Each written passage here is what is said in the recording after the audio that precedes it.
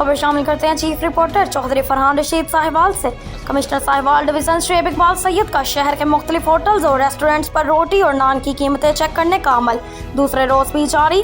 रोटी और नान की कीमत नुमाया जगह पर अवेसा न करने पर मुतअद्दिद पर जुर्माने आयद और वार्निंग जारी की।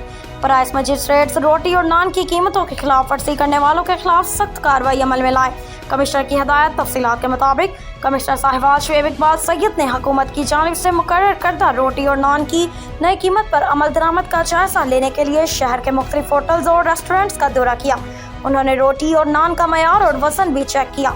चेकिंग के दौरान हाफिज फूड कॉर्नर को कीमत का बैनर अवेसा न करने पर जुर्माना आयद किया और मुख्तलिफ होटल्स मालकान को वार्निंग भी जारी की गई। उन्होंने होटल मालकान को सख्ती से हदायत की है कि रोटी और नान की कीमत के हवाले से बैनर्स नुमाया जगह पर अवेसा किए जाएं और सहाफ़ी के इंतजामात को बेहतर किया जाए।